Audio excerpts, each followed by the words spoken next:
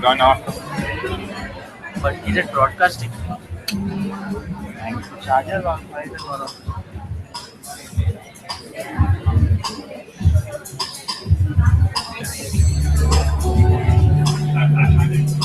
No, it was a camera. It wasn't off. I don't know what happened. No, the charger did not come out. Charger did not come out. I just touched this. The mics are on. One sec. I'll change the port.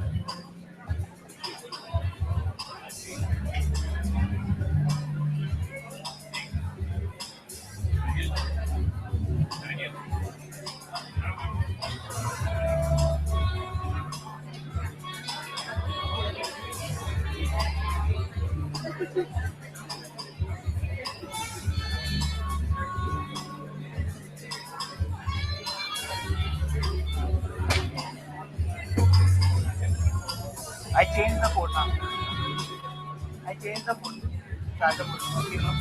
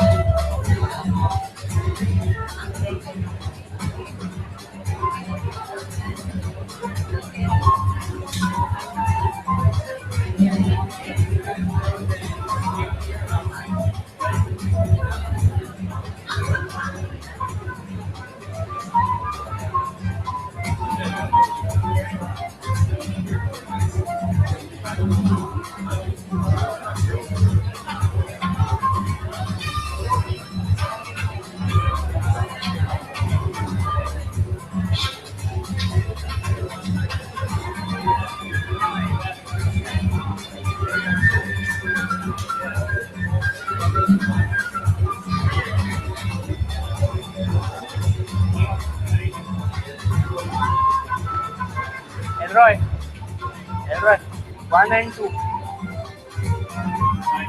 This is one, that is two. One.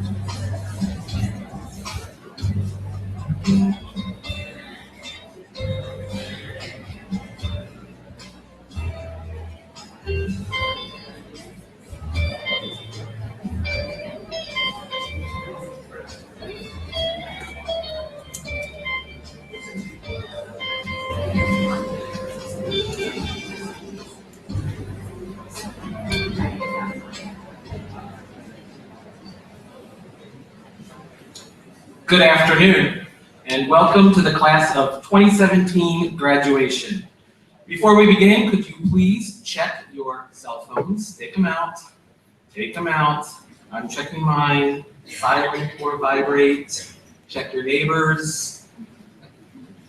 I'm a bit of a perfectionist. I don't want to hear a cell phone. All right, thank you. Also, as we're doing the ceremony, please avoid from holding your iPads or cameras in the air for extended periods of time so that others behind you can see. A lot of work goes into the production of graduation, and there are definitely a few people that I would like to thank. I would like to personally thank Shinde and his team for transitioning this MPH into this beautiful auditorium.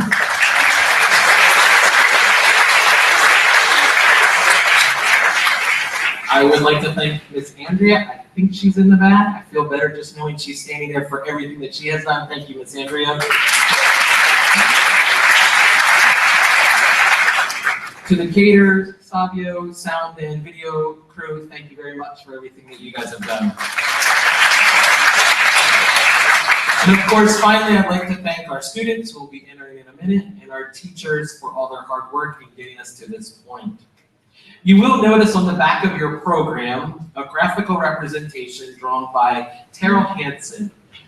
Terrell was here in February and spent a day talking to our seniors, and as they talked, she began to make this drawing about their experience here at ASB. And she cultivated their ideas into this beautiful picture. As a final gift to the class of 2017, we have printed these into posters and will be giving them to all students. Now, would you please join me in welcoming the high school faculty?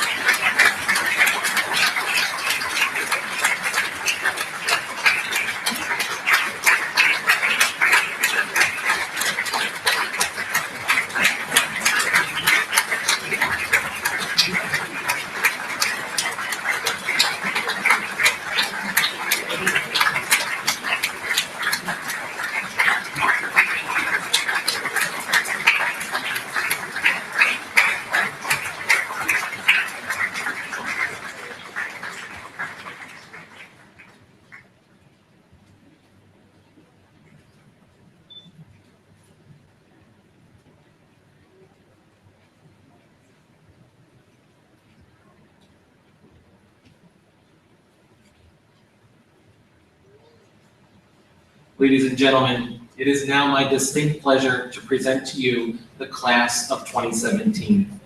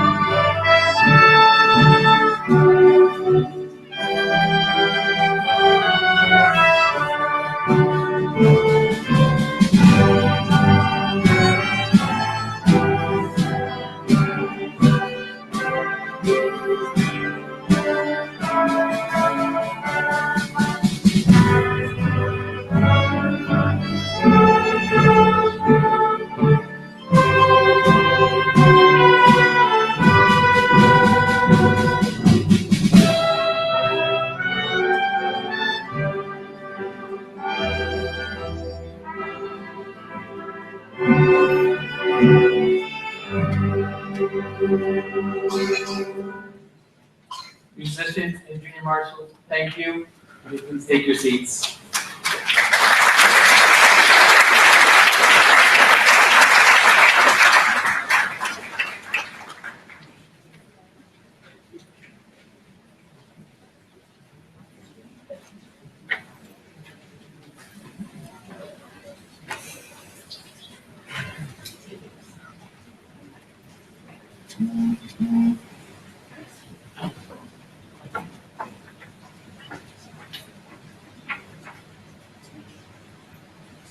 Students, please be seated.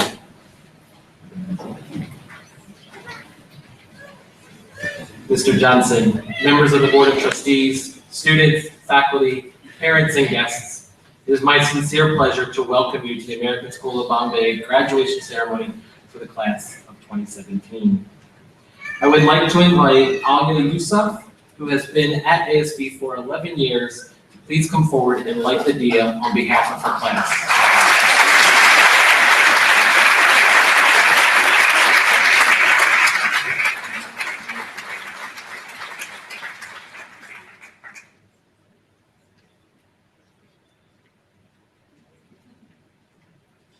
The dia is often lit at and burns throughout special occasions.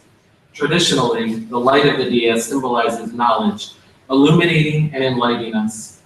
It is that knowledge that removes ignorance. The oil in the lamp represents negative attributes that will be slowly exhausted as the flame burns upwards towards the higher ideals we strive to achieve.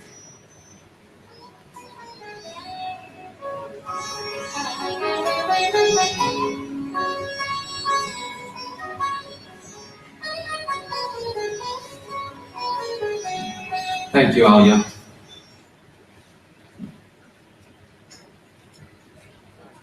Now, would you all please rise for the Indian National Anthem?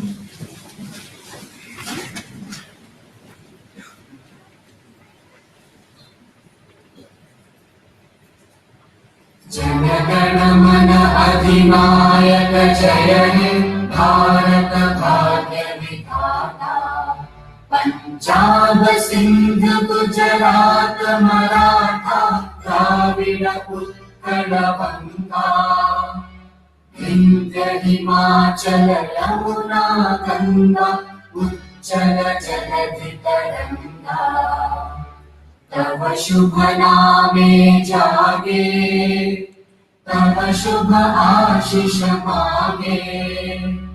गाहे तव जय गाथा जन गण मंगल दायक जय हे भारत भाग्य विधाता। जय हे जय हे जय हे जय जय जय जय हे। Thank you. You may be seated.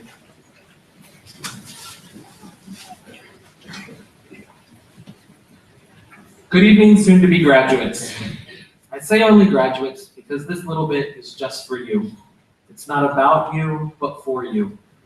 What makes the class of 2017 special to me is that you and I both started ASB High School at the same time. We both have been on a journey, and while this may appear to be an end, it's really just another segment on our trip. I recently heard some really terrifying data points that went something like this. Between 2004 and 2014, 124 million college graduates entered the Indian marketplace looking for employment. During that time, India produced 2 million new jobs. That's terrifying. Now, my intent is not to scare you. It is, however, to give you some historical context. Now, let's look to the future. There is little doubt now that robots or AI or automation or whatever you want to call it will have a significant impact on the future. Dr. Henrik Christensen, a prominent Georgia Tech engineer and now newly hired to run UC San Diego's Contextual Robotics Institutes, sees two trends for the future. The first is in using robots and automation to bring manufacturing jobs back to the US. His second trend is that we will begin to see fully automated driverless transportation by 2020.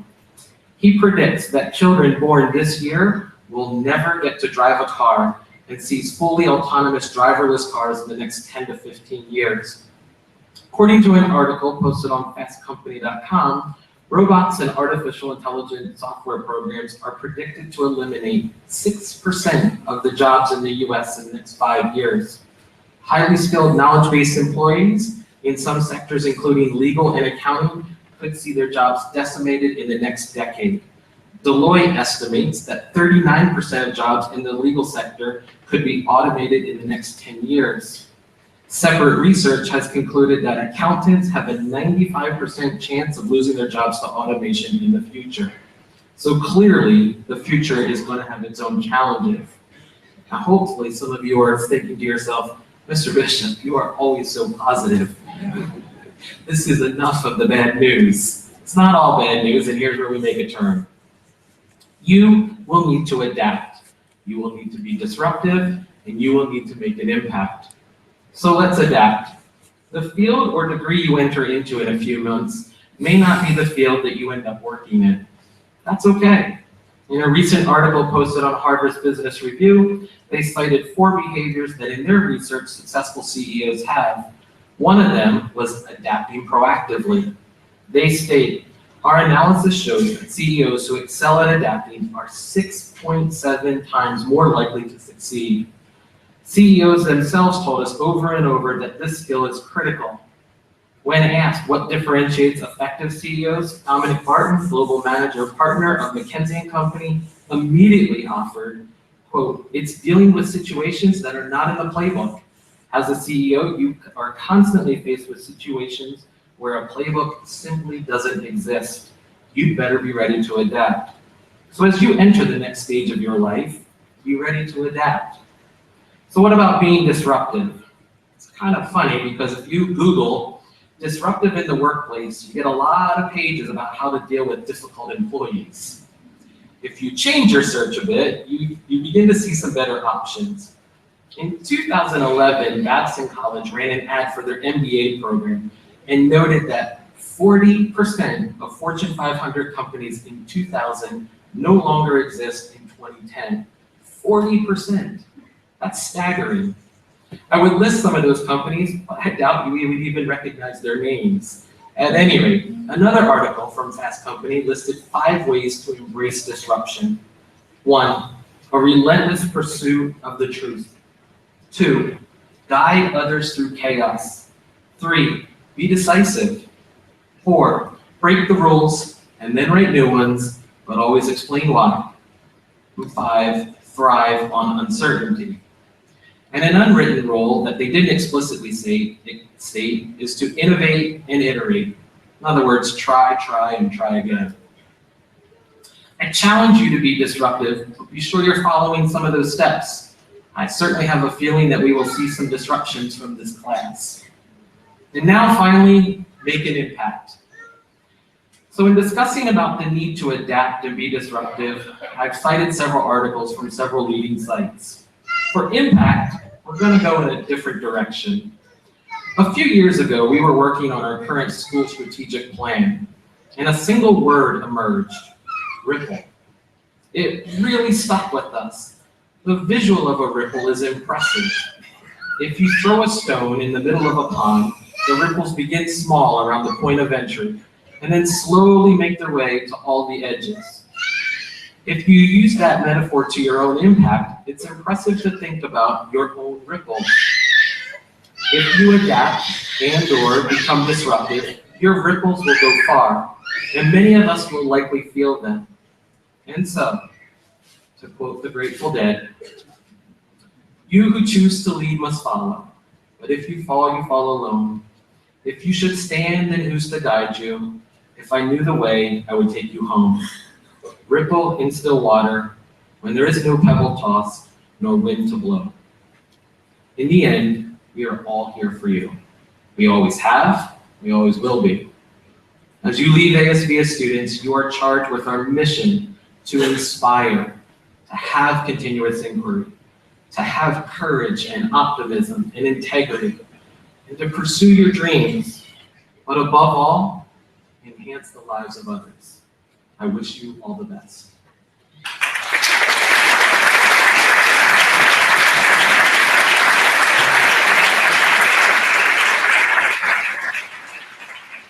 At this time, I'd like to invite our head of school, Mr. Craig Johnson, to the stage to leave you with a few thoughts. Mr. Johnson.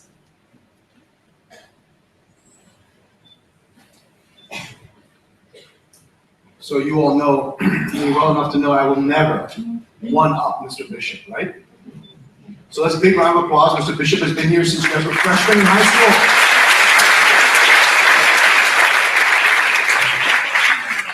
I've been here since you were 6th graders.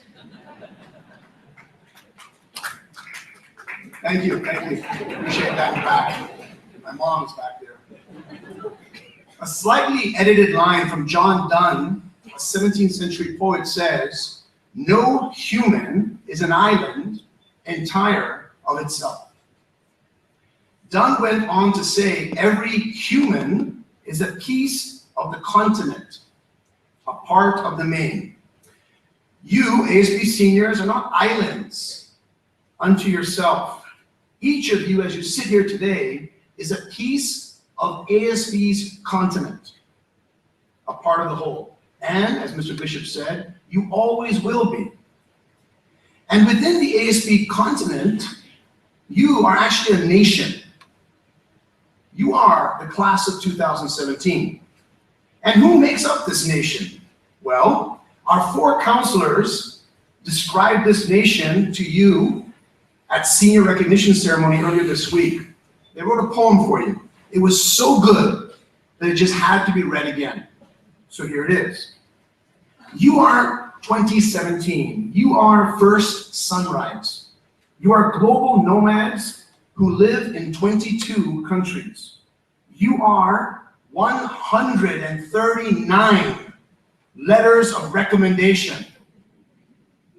You are 195 college acceptances. You are choreographers and dancers with moves like, what? Thank you.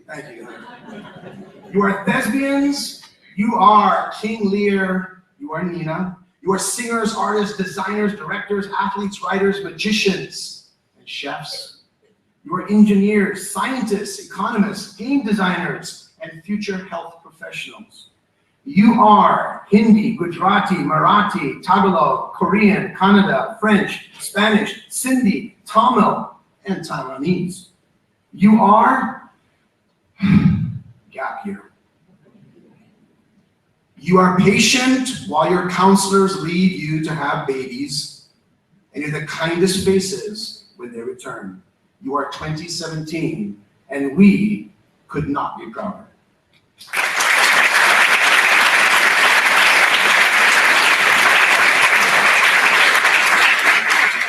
Returning to our metaphor, Donne then says, remember the metaphor, no man's island, pieces of continent, you are the nation on the continent. Yeah, thumbs up? Yep. All right. Returning to our metaphor, Donne then says, if a clod of dirt be washed away to sea, the continent is less. In other words, after tonight, as the metaphorical sea washes you away, we will be less. The ASB continent, of which we are all a part, is breaking up. And you, our seniors, are floating away to attach yourselves to new and distant continents that are still, like us here at ASB, part of the whole. And this transition from where you are and who you are today to where you will be and who you will be in all of your tomorrows creates a lot of emotion. You're not the only ones, seniors, experiencing that emotion. Your parents are really feeling it. So a week ago, I sent an email to the senior parents, and I asked them to respond to 4 questions. I said, look ahead to next year when your child is gone, and tell me, what is your greatest hope? What is your greatest fear? What will be your greatest loss? And what will be your greatest gain? I also said, please keep your responses short and precise. Seniors, you know your parents very well, so I'm going to read a sentence and you tell me if you believe this to be true about your parent.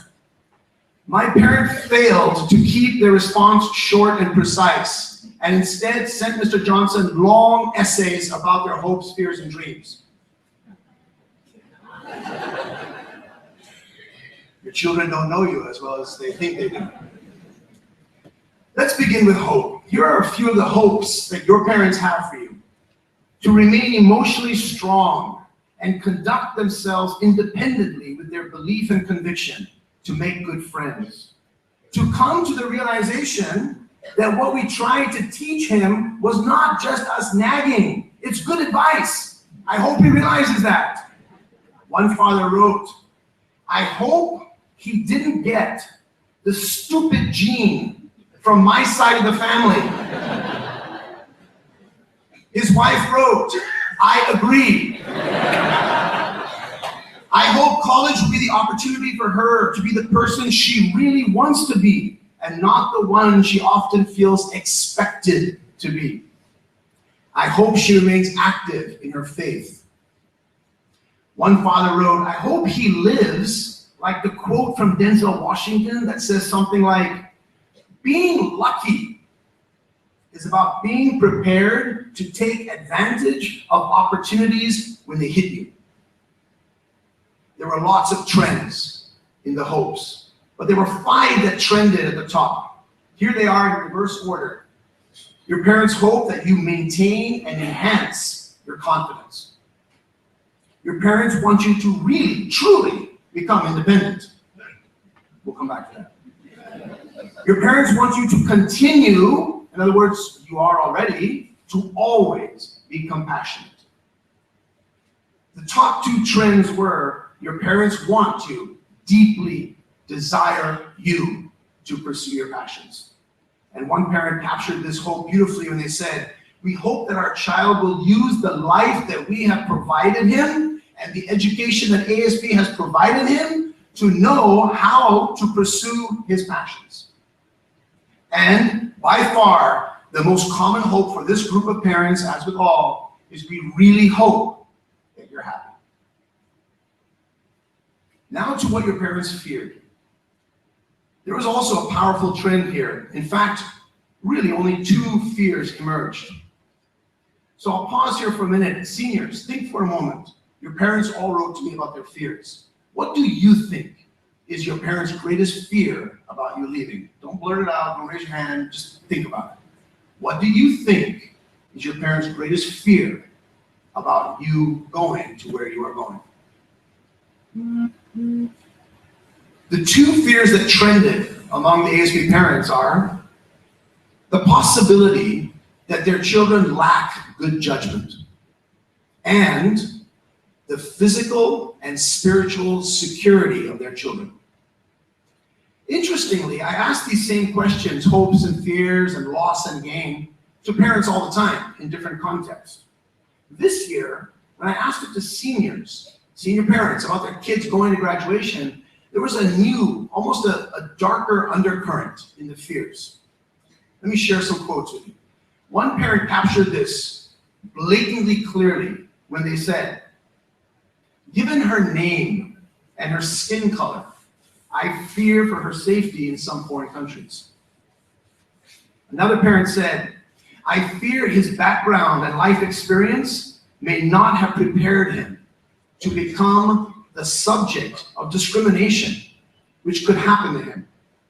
She then went on to say, "He may not have the skills to know how to deal with the kind of hate that is out there." Another parent feared his son might, and I quote, "hang around with the wrong people."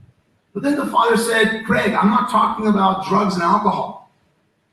No, I am more concerned about my son's still young and fragile worldview and his values. I don't want them corrupted or broken or compromised until he has time to make them stronger." Similarly, another parent said, "While our daughter has been exposed to different cultures all of her life, her upbringing has been certainly based on a certain value system of who we are. Not conservative in any way, in fact liberal. But being in the US alone will be a test. Is her value her core, or is it veneer?" And so the fears that your parents want you to be aware of, and to be prepared, these are the fears that your parents want you to be aware of and to be prepared to confront. What will you do? What will you do so future parents, so you as a parent, don't have these fears? There's also a very practical fear voiced by many parents, and here's how one mother put it. "We live here in Mumbai, in our bubble of luxury. I fear that my son will not know what to do without his housekeeper, driver, cleaner, cook, ironing wala, shoe polish wala, and all the other wallas that are in his life." She concluded by saying, "There's a huge gap in my son's basic survival skills, like ironing a shirt." I wrote back, "That's your fault." Along the same lines, one parent wrote, "I worry that with the first sign that our daughter is having difficulty adjusting to college, my husband will fly there and become her roommate." Graduates, your parents, the people responsible for everything that you have today and everything that you will have for many years to come, are telling you their fears. The question is, what will you do to address these fears? Well, one ASB mom says she has the answer. She writes, "I will have no fear if my daughter can commit to 3 simple things." Ready? Because none of us want our parents to have fear. So very simple 3 things. Here we go. Number 1, daily Skypes. She then goes on to say, okay, daily only for the first month. Then I'm willing to negotiate every other day. 2, several WhatsApps with photographs every day for the rest of your life. Easy enough. And now the third thing. And if she can promise me she will do the following, I will sleep well every night. Before making any social decisions, I want her to pause. I want her to count to 10.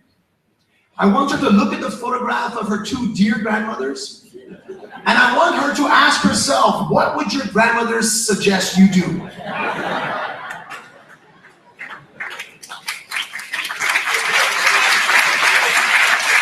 Three simple things. Skype, WhatsApp, and think about your grandmothers. Regarding loss, I'd like to begin with what two parents said. They really captured what most parents have written. The first said, I am going to feel the loss of everything about my daughter. Our conversations about current events and global issues, her thoughts and interests about society, the things that push against the norm. I will miss her quirky sense of humor, her fun energy, her laugh, her faces, her singing, and her music playing in the background. I will miss everything about her. The second said almost the same thing, but she ended with this. And thank you so very much, Craig, for asking us these questions. Because now both my husband and I are sitting here at the computer crying like babies. And we hate you. Especially my husband, who has not cried since Zidane was red-carded in the World Cup. She then concluded by saying, oh, and speaking of computers, we are totally going to miss her because we need her for IT help at home. The other things your parents feel that they will lose are family dinners, the strumming of your guitar, him asking me to pull his toes and massage his feet. One mother captured an eternal loss when she wrote, I will miss that clarion call every evening just as I'm about to sit down with a book. Mom, what's for dinner? A father wrote, I will miss the opportunity to join her in doing her high school IB homework every day. Thanks to our time together, I will, without a doubt, score a 45 on my exams. Many parents mention the loss of participating in ASB events. One parent wrote, Craig, can we get a lifetime membership to all ASB concerts, plays, Festival of Nations? Another parent said, with our son gone, we will really feel the loss of the ASB parent conferences. ... Just kidding. One parent wrote, our biggest loss the biggest loss with her going is we're losing our most reliable babysitter. The same parent then said, can we send little sisters to the senior trip to Goa next week? And surprisingly, not surprisingly, several parents said, I will finally lose the weight I want to lose because I will not shop for him and his friends. This brings us to the last emotion, gain. By far, the thing that most parents look forward to gaining when you leave is time. Time in two ways. Firstly, time for self.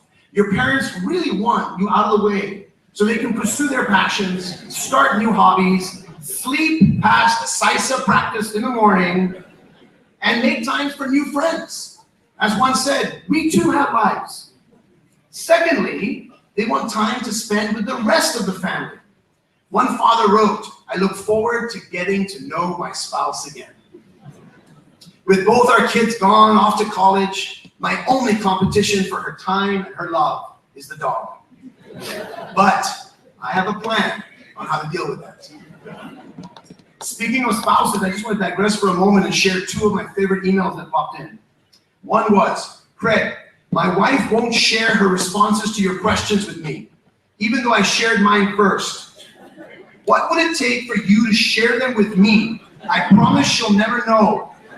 Name your price. You know I'm good for it.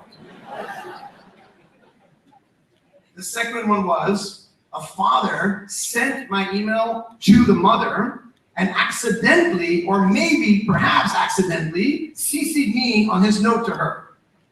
Is this Craig's way of getting us, the parents, to write his graduation speech? Wow, what a great idea.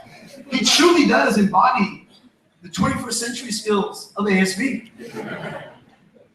But the gains go on. Here are some of the big gains. Smaller laundry loads. The ability to move from 2 refrigerators to 1. Shopping once a week instead of twice a day. She also adds, what did I deserve in my previous life to have only big, loud, always hungry sons, sons, sons? A common refrain from parents was, not to be my child's driver anymore. One parent wrote, I will never have to scream at another person in my life to get out of bed. Another parent said, oh, I have so many gains in my head when I read this question, so many gains. But then I remember I still have one more child at home. Craig, what happened to that idea about ASB having a boarding school? One parent spoke for many parents when she said, my experience as a parent of a child who has already graduated and moved away is that you do not lose. You only gain. Your relationship is no longer fueled by the day-to-day. What becomes better in terms of quality. Instead of nagging about the bath towel on the floor, which is probably on the floor where he really is right now, but it's far away and I don't know it, you discuss interesting stuff, meaningful stuff, stuff that happened, stuff that can be discussed daily on Skype and by WhatsApp. And finally, speaking of gains, I received this email.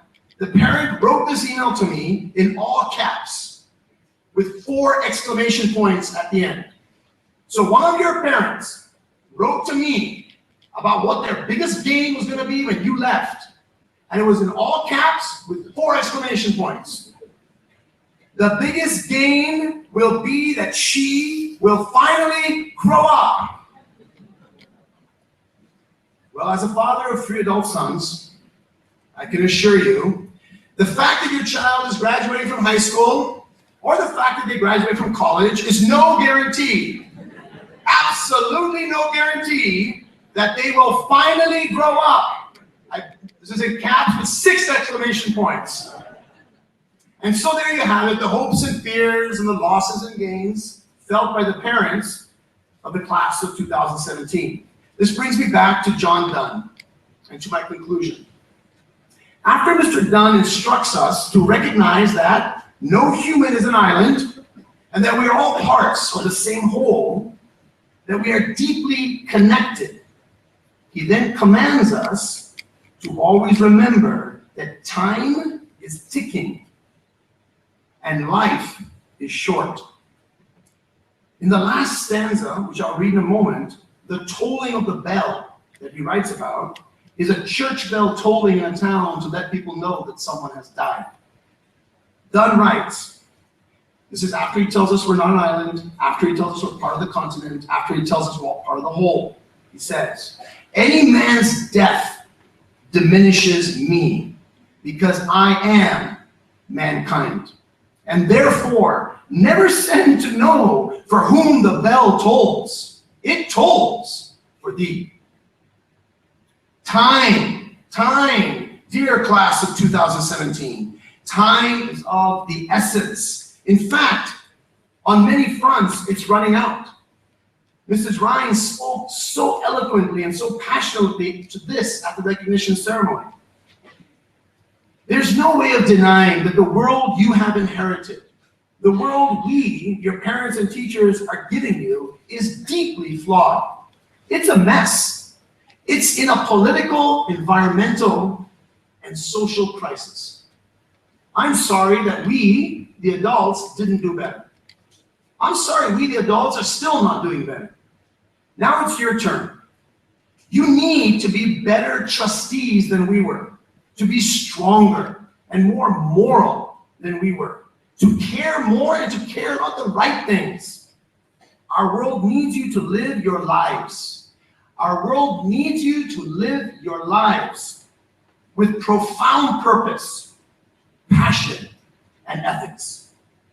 This is what the future needs from you. So as you leave us today, don't forget, I'm going to do it again, no human is an island. We are all connected, and the bells are tolling for you and for me.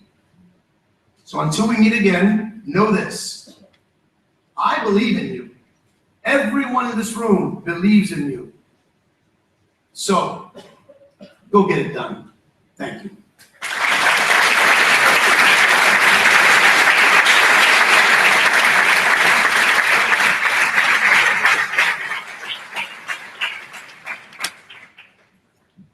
Thank you, Mr. Johnson. I'm really curious about the toes one. Let's figure this out before you guys leave. The class of 2017 made several brave decisions this year. And the first was to have a teacher speak on their behalf as opposed to a guest speaker. I'm just so grateful that you sent that message. I think it's a powerful message, a message that their teachers can and will deliver, a message that's more relevant to them than a guest speaker. Tonight's faculty speaker started her career at ASB when the class of 2017 started high school. She is a fourth-generation teacher, and while she may be leaving India, she is leaving India with a piece of it, a husband. At this time, I would like to ask Isha Dave to the stage to introduce Ms. Annika Hoekstra. Isha.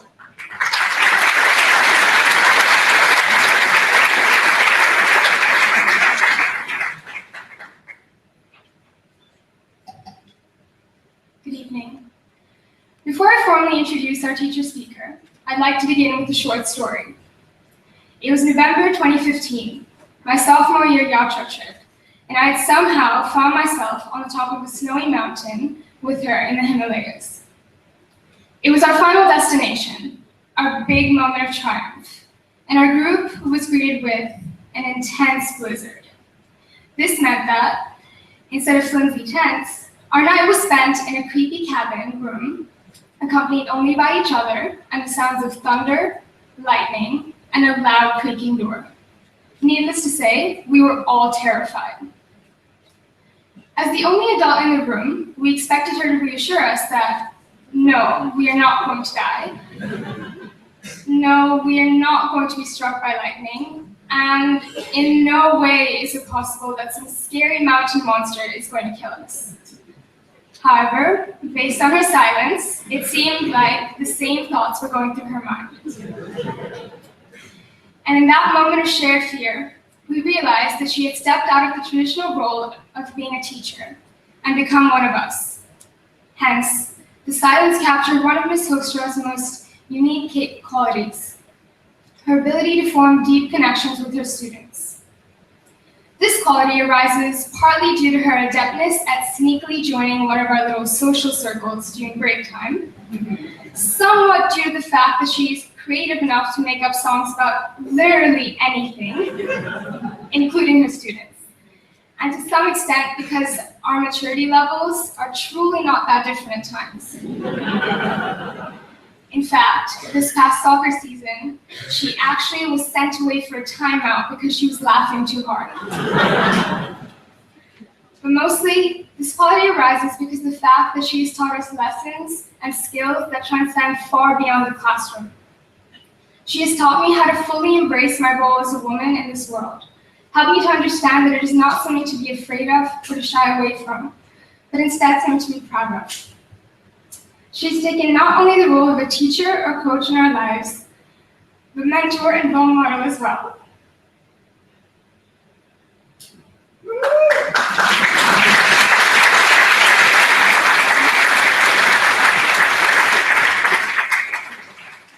Through this, she's impacted our lives in ways that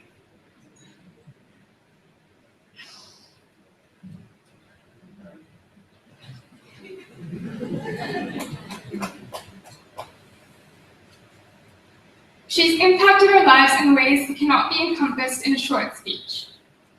We've always joked that Ms. Hoekstra is a part of senior class.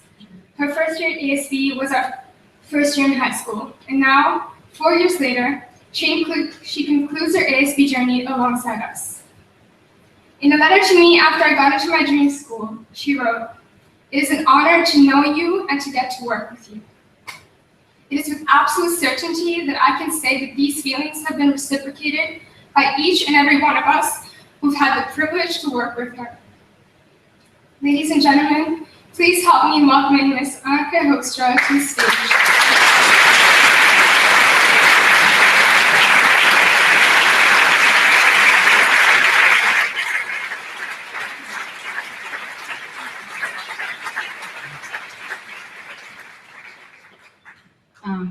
Yesterday, Isha told me her goal was to make me cry before I even began to speak.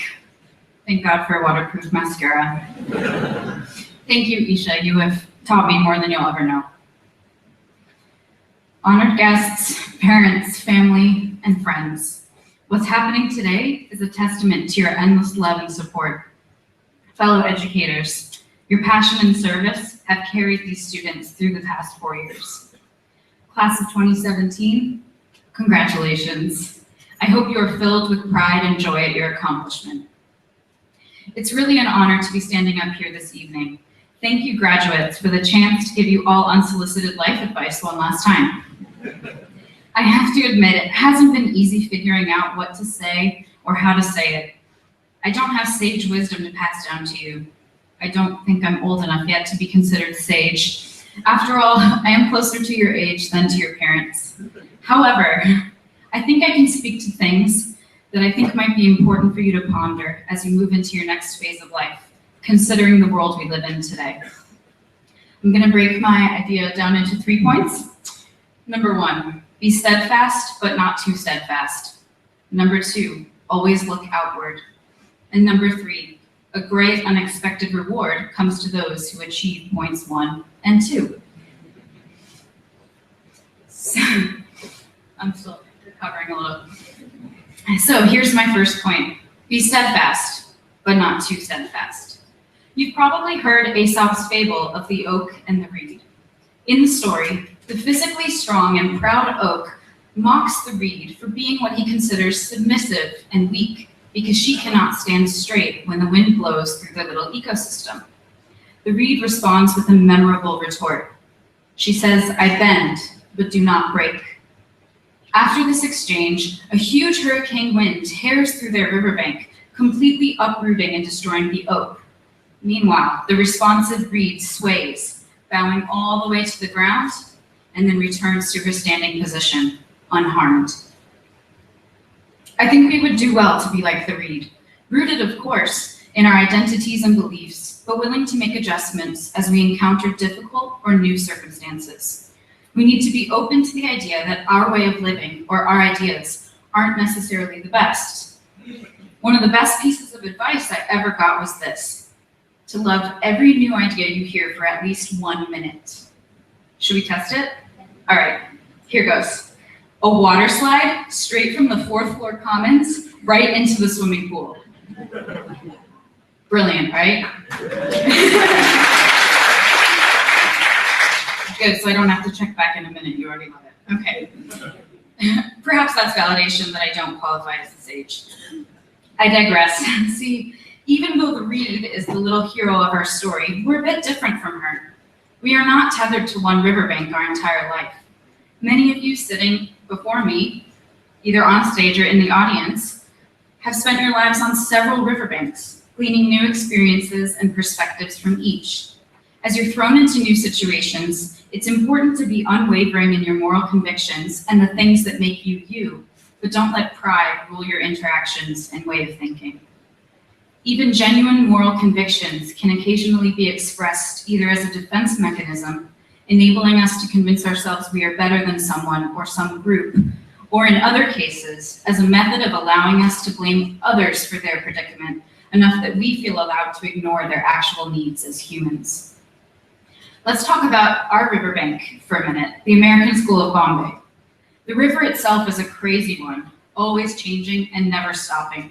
We are so fortunate to be part of a community containing such vast varieties of nationalities, religions, cultures, interests, and talents. And yet, it would be dangerous for us to pat ourselves on the back for our exposure to diversity.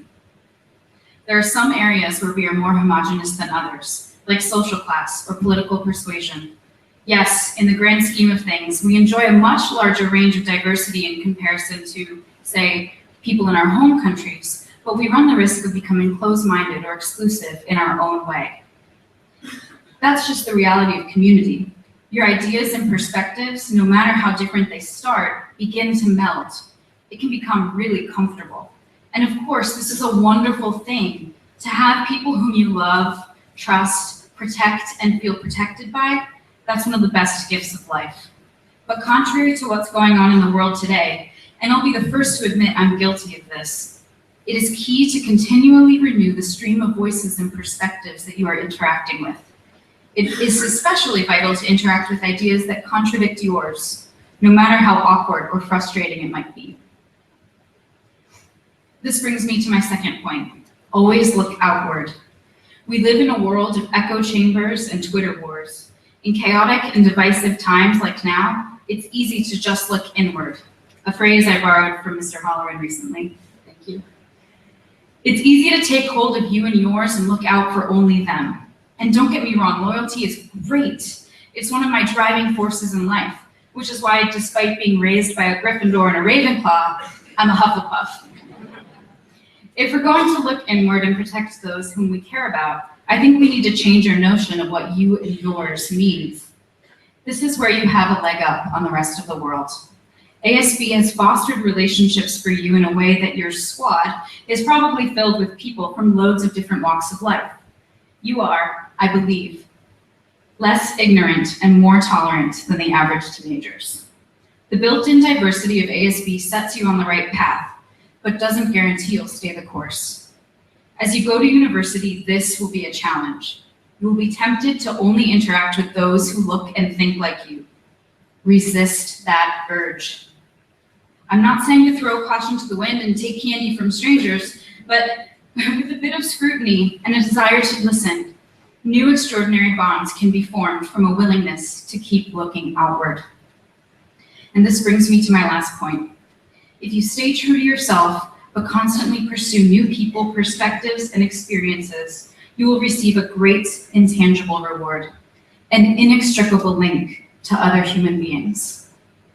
Let me illustrate by discussing a short story written by Stephen Crane in 1897. And before you look too shocked, yes, we can glean advice from dead white dudes from time to time. The story is called The Open Boat. In it, 4 men from drastically different walks of life find themselves trying to survive in a lifeboat. Fun times are not had by all, as they have many near-death encounters and find themselves disagreeing on how to handle the situation. By the end of the story, a new feeling emerges among the men because of their shared experience. The narrator describes it as such, and this is truly one of my favorite paragraphs of all time. It would be difficult to describe the subtle brotherhood of men that was here established on the seas. No one said it was so, no one mentioned it, but it dwelt in the boat, and each man felt it warm him. They were a captain, an oiler, a cook, and a correspondent, and they were friends. Friends in a more curiously iron-bound degree than may be common. I mean, have you ever heard a more beautiful phrase in the English language than curiously iron-bound? It's so gorgeous. It so aptly describes the connection you form with those with whom you have life-changing experiences, ones that often require you to take risks and put yourselves out there in order for them to occur. Take those risks. Your lives will be forever changed. I think of the ways in which I feel linked to all of you. I think of rafting down the Ganges with Felix, Gabe, Aman, Darsh, and Danya. I think of being stuck in a hut on the summit of a Himalayan foothill in the midst of a hailstorm, shivering in a sleeping bag next to Isha, fairly certain we were going to be struck by lightning at any moment. I think of my first year teaching and that simply gleeful 9th grade class I got to see every day. Antoine, Zed, Danya, Adi, Haral, Mary, you were all there. Some of you much smaller then. The way you all made me feel so loved, especially when you hid all of my personal and classroom belongings in the ceiling. These experiences were unique and no one can take them away from us. Because of these experiences, we are curiously iron-bound to one another. And if you live your life steadfast, looking outward, you will see a great reward. One day, if you're as lucky as I am, you'll have a reward like the one I'm getting right now. 46 students turning into friends. I cherish you all, and I hope our paths cross frequently. And so, class of 2017, this is my blessing to you. I'm Presbyterian, so I have to end with a blessing. May you embrace the tension between steadfastness and a willingness to see things in a new way. May you continue to look outward, and may you always find others to whom you become curiously ironbound. Thank you.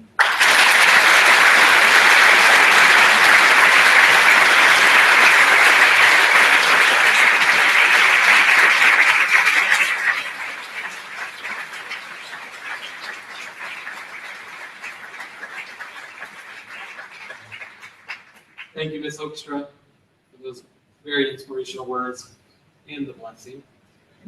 I'd like to invite the musicians to the stage for our very first performance. Gentlemen and ladies. Members of the 12th grade class will perform Ed Sheeran's What Do I Know?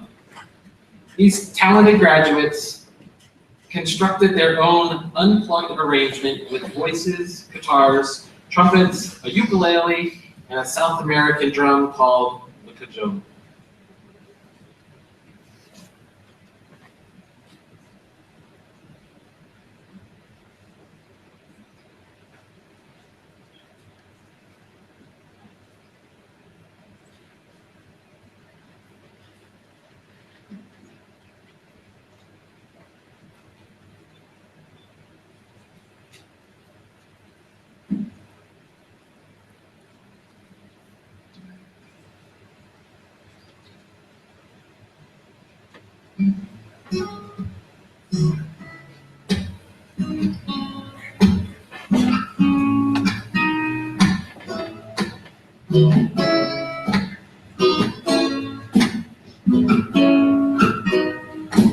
Ain't got a soapbox that can stand alone, but God gave me a stage, a guitar, and a song. My daddy told me, son, don't you get involved in all it takes to lift other people's walls. I'll take a picture, let me set the scene. I know when I have children, they will know what it means. And as long as things come out, He's given to me just love and understanding, positivity. We can change this whole world with a piano, a bass, a guitar, a beat, and away we go. I'm just a boy with a one-man show. Now it's a team of brave alumnus. Everybody's talking about his potential growth. There's a strong rock expression in the portfolios.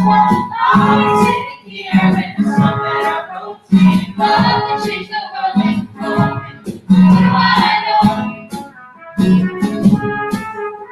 Love can change the world in a moment. What do I know? Love can change the world in a moment. Revolution's coming, it's a minute away. I saw people marching in the streets today. You know we all made up of love and hate, but both of them are balanced on a razor blade. I'll paint a picture, let me set the scene. I know for people coloring their jeans. Just remember life is only green with Jesus. Love and understanding, positivity. We can change this whole world with a piano, and a bass, a guitar, got a beat, and away we go. I'm just a boy with a one-man show. Now it's a team of brave alumnus. Everybody's talking about exponential growth and the strong market scratching in the portfolios. Now I'm sitting here with the song that I wrote. Singing love to change the world in a moment. What do I know? Love can change the world in a moment. What do I know? Love can change the world in a moment. Picture, let's set the scene. Pictures in the hands of you and me. Let's get together, we can all be free. Spread love and understanding, positivity. I'll paint the picture, let me set the scene. You know the future's in the hands of you and me. So let's all get together, we can all be free. Spread love and understanding, positivity. We can change this whole world with a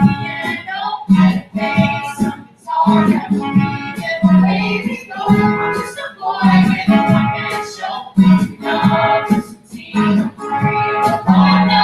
Everybody's talking about us, and that's a road and stop talking, scratching in the road. He knows now. I'll be sitting here with the song that I wrote. We love to change the world in the morning. What do I know? Love can change the world in a moment. What do I know? Love can change the world in a moment. What do I know?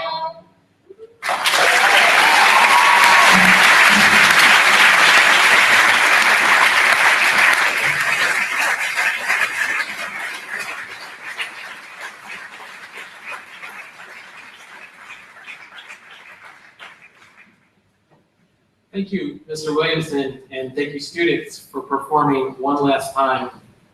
As our students take the stage, I was told that they've selected that song because of the lyrics that remind us, even with no university degree yet, with a piano, a bass, some guitar, a beat, music, love can change the world in a moment. So thanks for reminding us of that.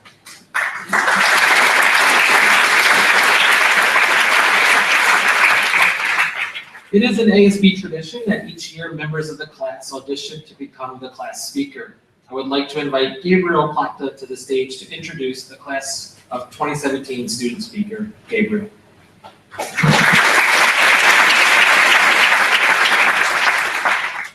Thank you, Mr. Bishop. Ladies and gentlemen, it is an honor for me to introduce to you all our class speaker, who will remain anonymous for the time being under the nickname BFG. Big French Giant. You may or may not be sitting in the second row at the far right-hand side. I've had the pleasure of knowing BFG for 4 years, and ever since we grew intimate together over a soggy omelet during 9th grade salsa basketball, I knew he was going to be someone special and will forever have a place in my heart. Some of us, particularly students, may know the BFG as the man who loves to give out sweaty hugs. We may also know him as the man who continuously promises never to do something again, only to break his promise a few hours later.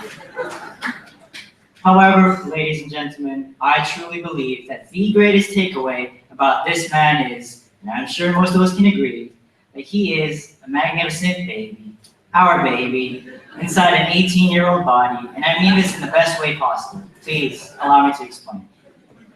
First of all, don't let his size intimidate you.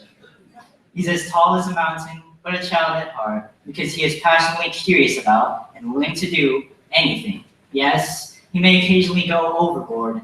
However, this simply demonstrates his loving, caring attitude. An example of this, as some of this class may recall, was when we playfully made the BFG go through an initiation phase in order to join some group known as Thug Life. While he did not manage to complete all of the required tasks, he was still let in because we all knew he was going to do everything anyway, and that the group would not be the same without him. To complement his outstanding curiosity, our BFG is always hungry, both literally and figuratively. He has a big appetite and an open mind for knowledge and people, meaning he is approachable. We can talk to him about anything, and he'll find a way to make an interesting conversation out of it. To top it all off, one of the most important traits about the BFG is that he is brave when he chooses to be. Not afraid to express his feelings and his strong opinions, not afraid to ask me for the remaining contents of my water bottle.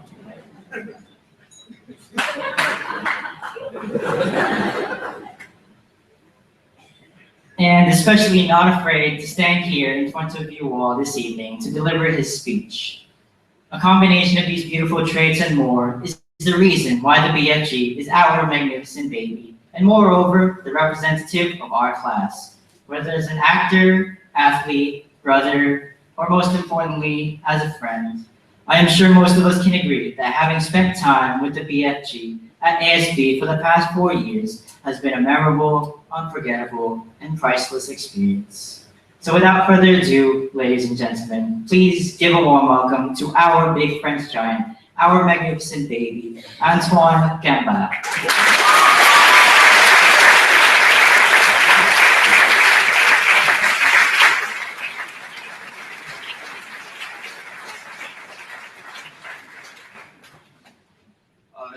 Gabe lied to you. I'm absolutely petrified right now. Yeah, it's really scary. Just a second, please.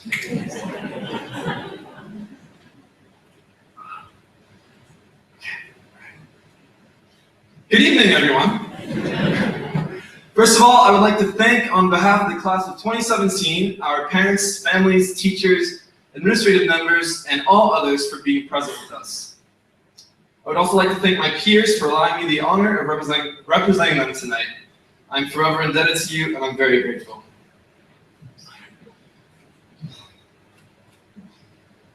When I arrived at the American School of Bombay in 9th grade, I hated it. The first few weeks of my Indian experience were horrible.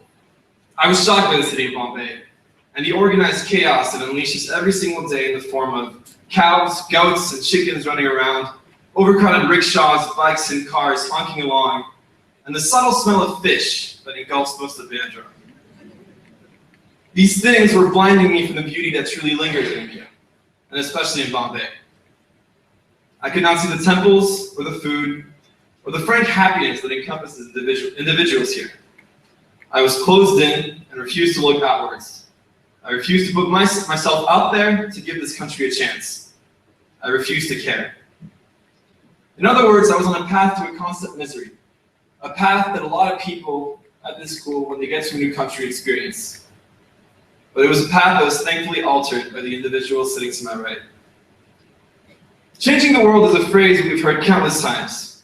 It's constantly used in motivational and inspirational talks. But the immensity and complexity of the world renders the task of changing it inherently impossible. However, something that people in the world can do is change the ones around them. I know that my peers, for example, fundamentally changed me. Their care allowed me to look outwards and be more understanding of the Indian culture.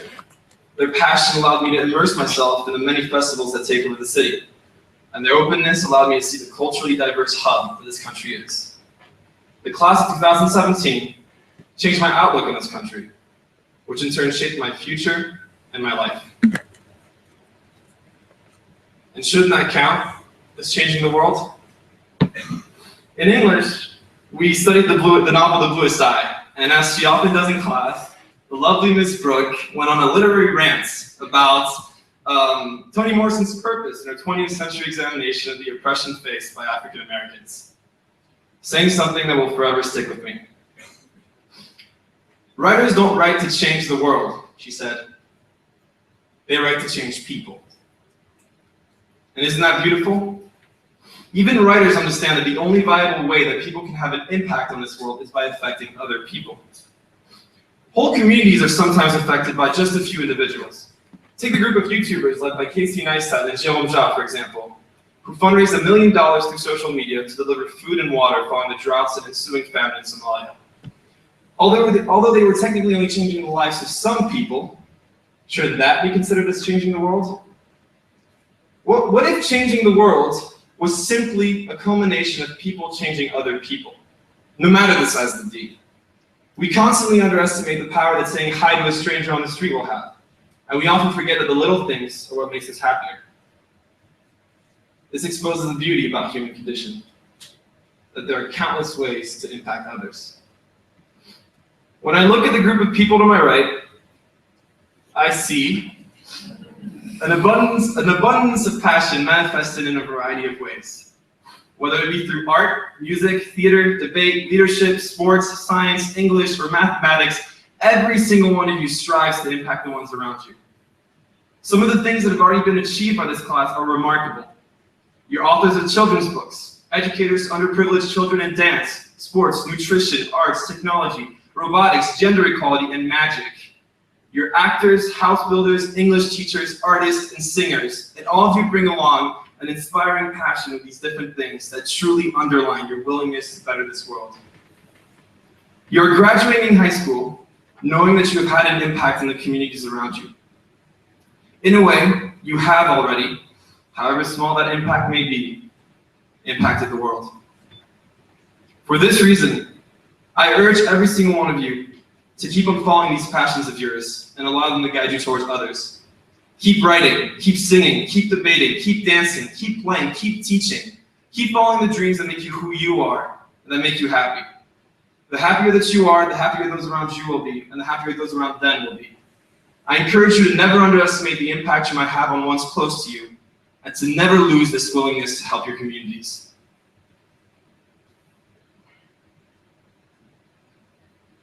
What's heartbreaking, however, as Ms. Hoekstra mentioned earlier, is that sometimes our lack of social diversity, in social class undermines this impact. The fact that we can't really comprehend what it is to not live comfortably is maybe our biggest weakness. There's a French movie called La Haine, or The Hatred. It portrays growing racial tensions and police brutality in suburban Paris towards the end of the 20th century. It's shot in black and white and follows one day in the life of three characters, Vince, Saïd, and Hubert. It opens with a man reciting the following. C'est l'histoire d'un homme qui tombe d'un immeuble de 50 étages. Le mec, au fur et à mesure de sa chute, se répète sans cesse pour se rassurer. Jusqu'ici, tout va bien. Jusqu'ici, tout va bien. Jusqu'ici, tout va bien. Mais le plus dur, c'est pas la chute, c'est l'atterrissage. Which translates to, this is the story of a man who is falling off a skyscraper. With each floor that he falls past, he reassures himself, so far, so good. So far, so good. So far, so good. But the hardest part isn't falling, it's landing. As we've grown up and blossomed into young adults, we've simultaneously become acclimatized to a world where hatred has become synonymous with everyday life. Racism, sexism, anti-Semitism, white supremacy, patriarchy, terrorism, homophobia, and an abundance of other oppressive forms of hatred continue to linger and plague the development of our planet. It seems that with the ever-growing negativity in the world, we follow the same trajectory as the man falling down from the building. As a new act of oppression occurs, we, as mankind, fall past one more story. And unlike the man who can reassure himself by saying, so far, so good, most people in society are unable to do so and are obligated to face abuse, rendering them unable to cushion their fall. However, as a class, we are distinguished from this by one common aspect of our lives: privilege. A distinction that smoothens our landing. A distinction in some ways disconnects us from all the negativity spurred by the different forms of maltreatment. A distinction that freely allows us to be who we are and who we want to be. And this privilege that protects us is an interesting idea. Although it's something that most people seek, it holds a negative connotation, a sentiment of unfairness and injustice. But in the grand scheme of things, that doesn't mean anything. Privilege gives every single one of us an opportunity to make change, but I think it should make it a duty. Privilege should not be seen as a burden, nor as a negativity that should be hidden, but as a chance to cushion the falls of others that cannot do it themselves. Privilege gives us the means to be educators, to be artists, to be leaders, but most importantly, the ability to fail without the consequences. While we might land into the cushions of our entourage, others might fall into nothingness and uncertainty that provides no way back up. I believe it is our duty to be the world's so far, so good, and smoothen the landings of others.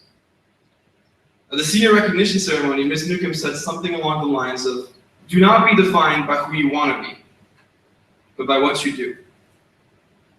And in this case, I believe we shouldn't let ourselves be defined through the negative stereotype of privileged kids, and instead through the way in which we channel this distinction to cushion the falls of others. I have a tremendous amount of hope that we will plunge into this world and attempt to comprehend the hardships of others. I trust that we will use the means that we have in order to better the world. Let's follow the dreams that we have, however big or small they may be, knowing that we can fail, whilst making sure we elevate others that can't afford to fail. But finally, dear class of 2017, I urge you to hold on to your empathy, to your openness, and love the ones around you.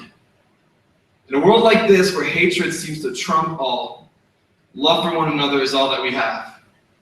You inspire me, your teachers, your parents, and the ones around you every single day. And I'm truly thankful for the experience that growing up alongside you has been. I'm looking forward to seeing the things that you achieve, the individuals that you become, and the impact you have on our world.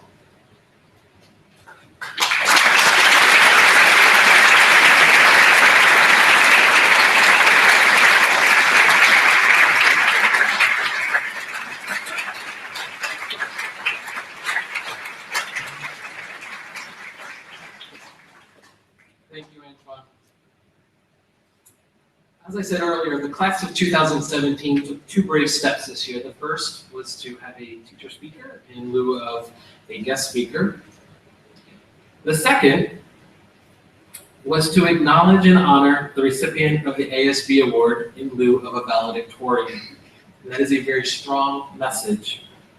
The ASB award goes to a student who is nominated in all three categories of our mission awards. These are continuous inquiry, courage and optimism, and enhancing the lives of others.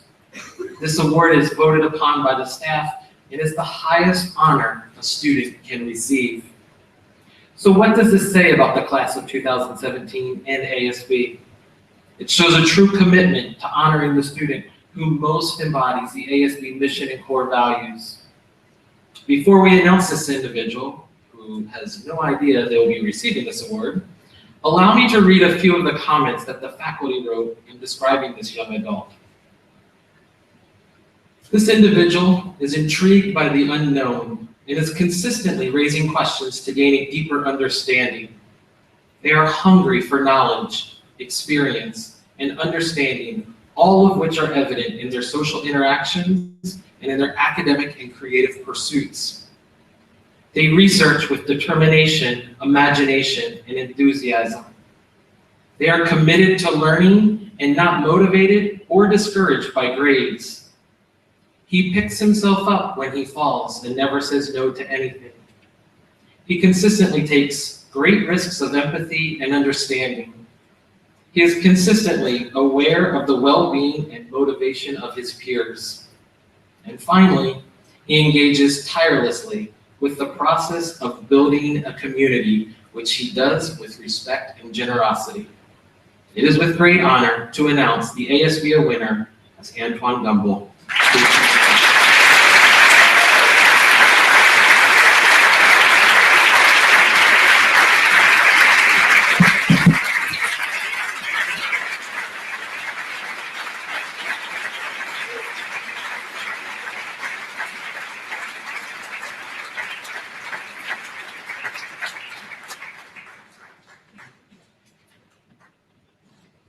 It's now my honor to introduce to you the high school jazz band. If you're playing with the jazz band, come on down. Who, under the direction of Miss Judith Mann, will be performing What a Wonderful World, written by Bob Thiel and George Weiss. The jazz band consists of students from all grades, along with a few teachers. The senior class has 9 students who play in the band, and they will be missed. While we normally hear a piece from the high school wind ensemble, we felt it was only appropriate to have our seniors play for us one last time.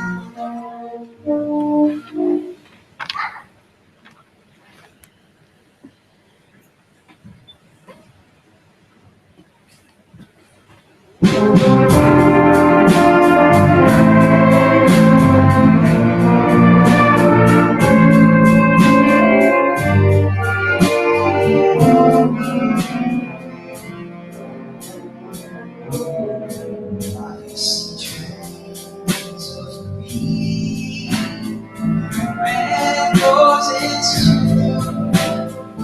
I see them bloom for me and you, and I think to myself, what a wonderful world.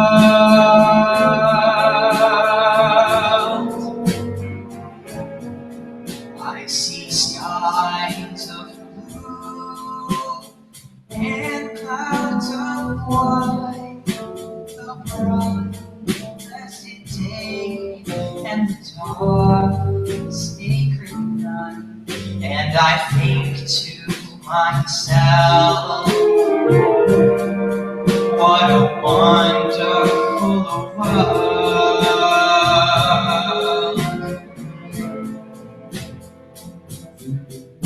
The colors of the rainbow, so pretty in the sky, and also on the faces of people going by. I see friends shaking hands, singing how do you do. They really say, I love you.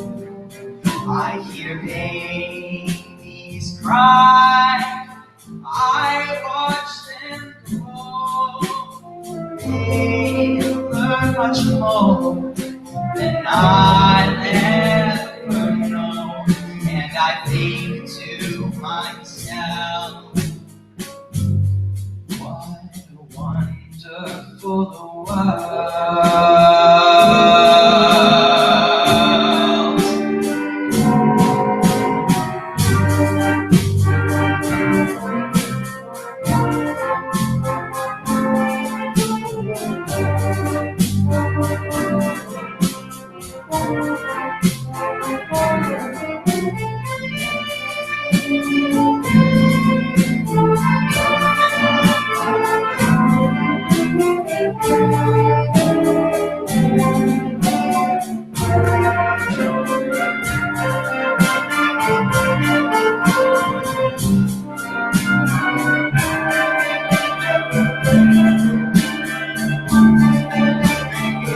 I hear babies cry, I watch them grow.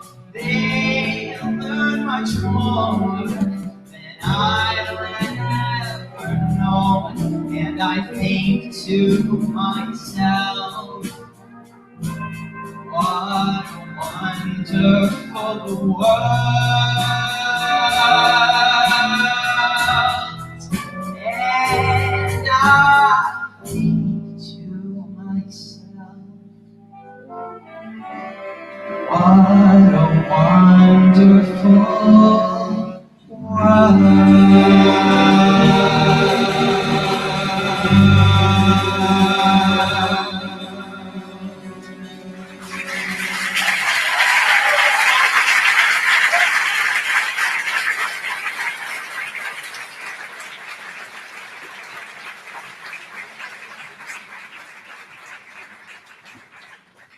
Thank you, Miss Mann, and members of the jazz band for such an amazing and powerful piece.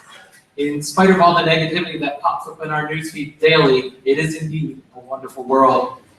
The class of 2017 has so much talent and so many gifts. Your absence at ASB will be felt for years to come. But you will have a great opportunity to make the world even better as you leave for new destinations. So thanks again.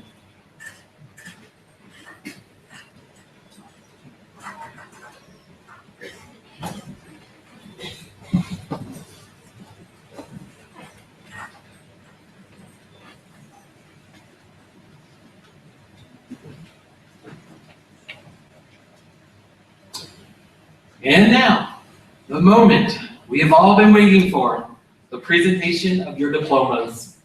I would like to call Mr. Brian A. Chen, Board President, and Mr. Craig Johnson, Head of School, to the stage to present the diplomas to the class of 2017.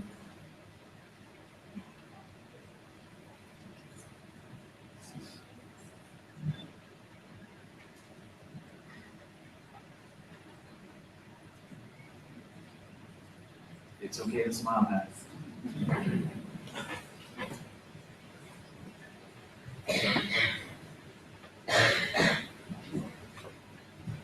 We'll let them get sorted out.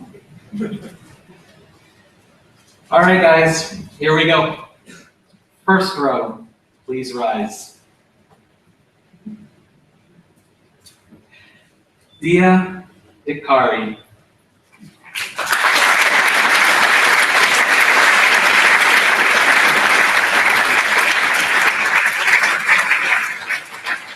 Rawan Rubar Alpanay.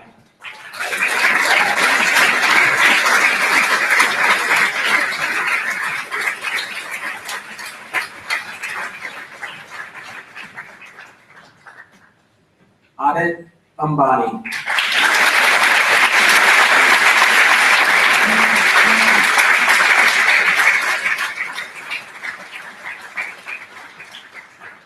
Sophie Beck.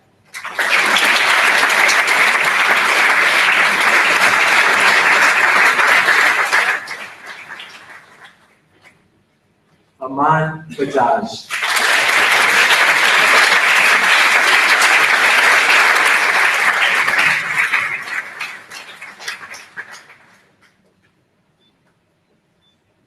Abhishek Bajpai.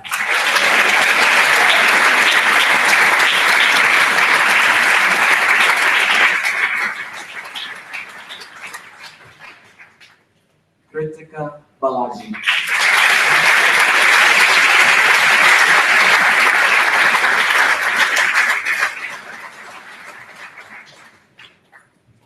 Zed Bangi.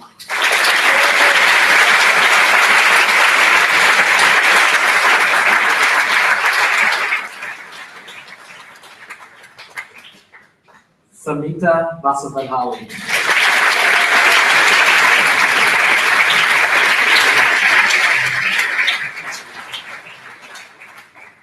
Kunal Wadakar Bhargav.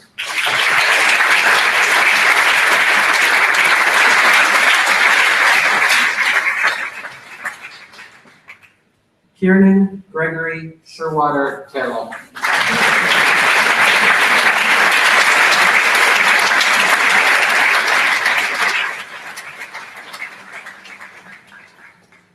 Ting Shen Chang.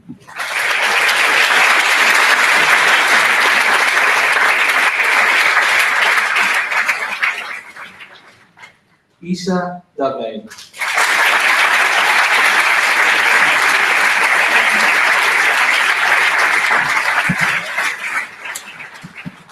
Sohail Dave.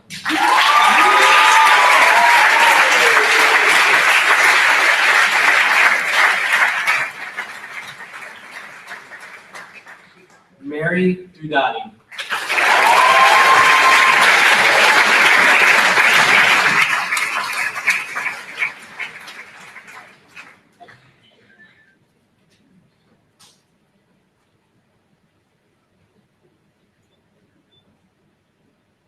First row, please be seated.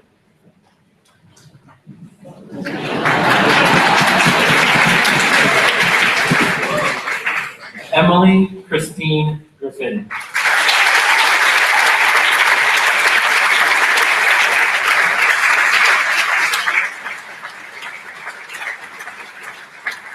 Antoine Roman Stefan Gibble.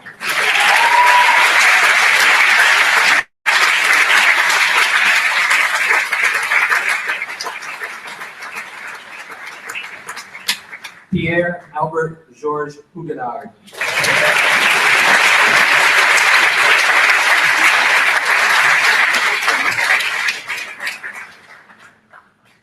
Hrithik Prasad Iyer.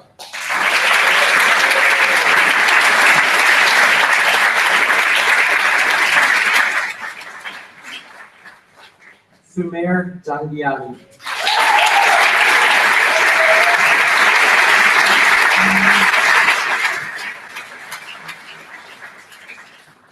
Aditya Bandipali Kalyan.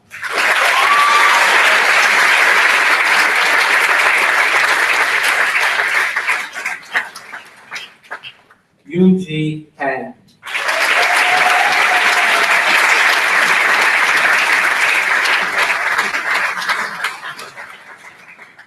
Krish Torana.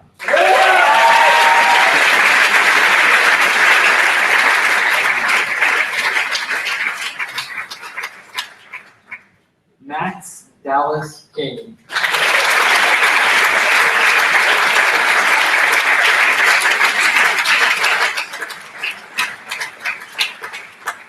Rashad Kumar.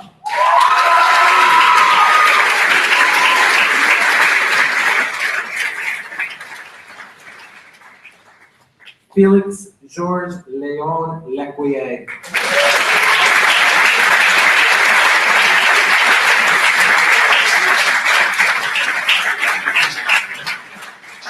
Iman Rajiv Lula.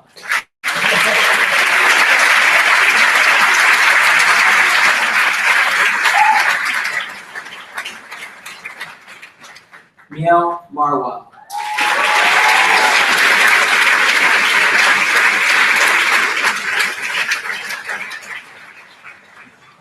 Elizabeth Janice Mishler.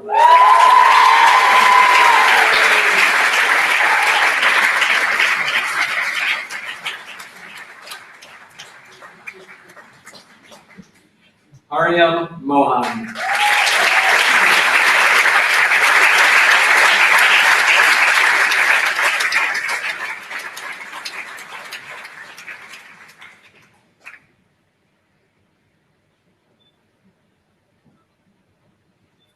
Second row, please be seated.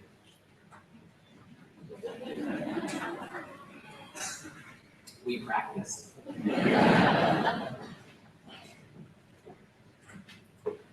Chungjun Bak.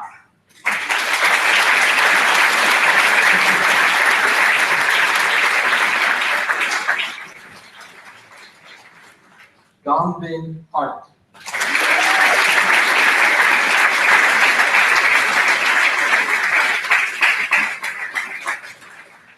Paral Patel.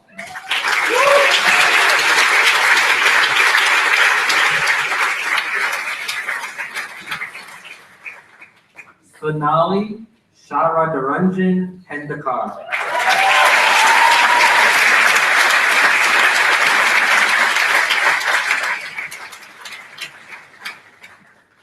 Sonali Nilu Pereira.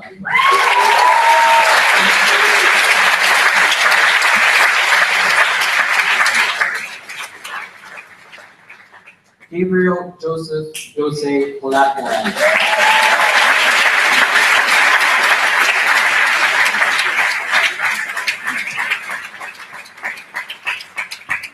Heiju Hyun.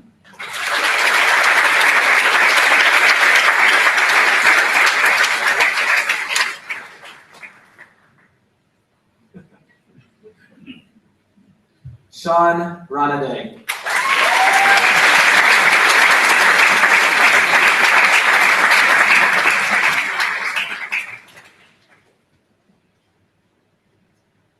Danya Rangachar.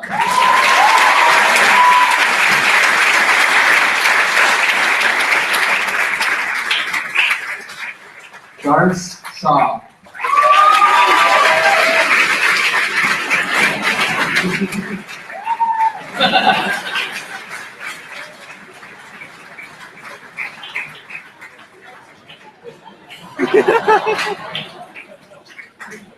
A cool Starbucks.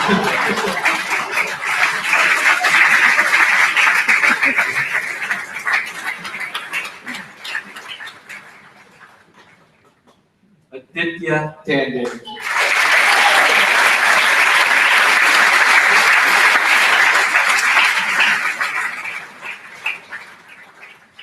Nikar Satyan Tandon.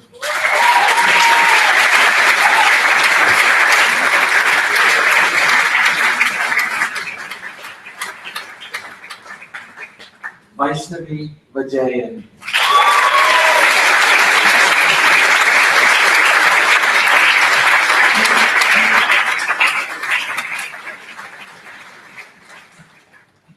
Haley Nicole Westbrook.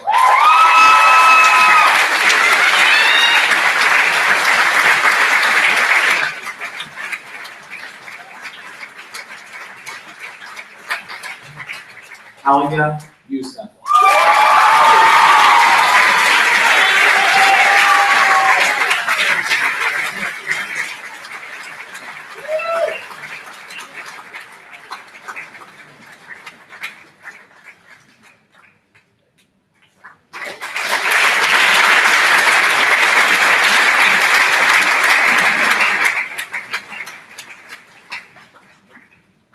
Graduates, please rise.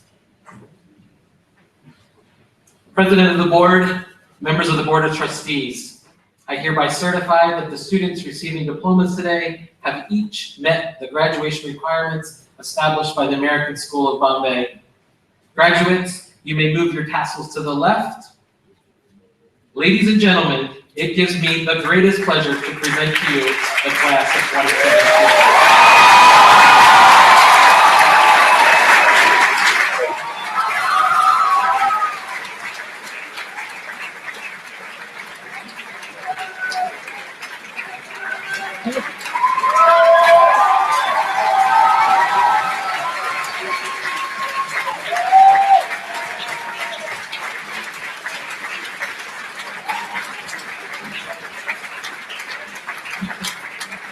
Will the faculty of the American School of Bombay please create the honor cord?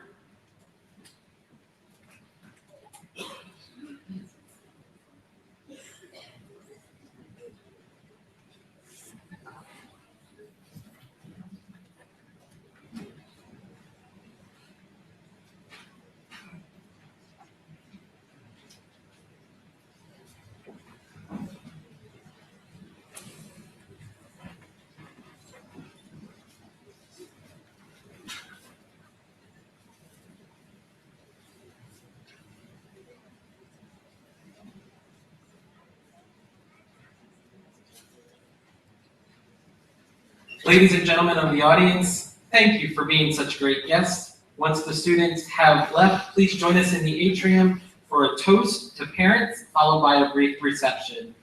Graduates, you are dismissed.